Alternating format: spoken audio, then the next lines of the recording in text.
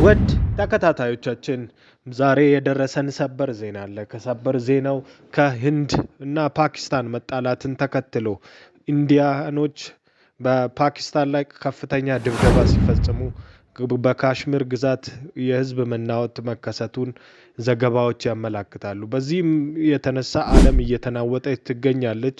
የአሜሪካው ፕሬዝዳንት ህንድና ፓኪስታን ችግሮቻቸውን በጠረጴዛ ዙሪያ እንዲፈቱ የሚል አስተያየት ሰጥተዋል።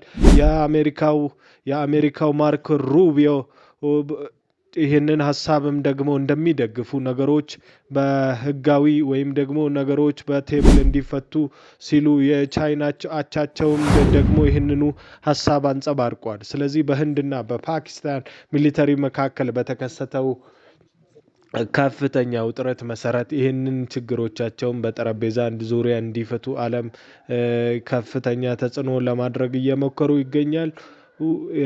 እንደሚታወቀው ፓኪስታንና ህንድ በካሽሚር ይገባኛል ግዛት መካከል ብዙ ሰጣ ገባ ከሚያካሂዱ ሀገራት መሃል አንዷ ናቸው።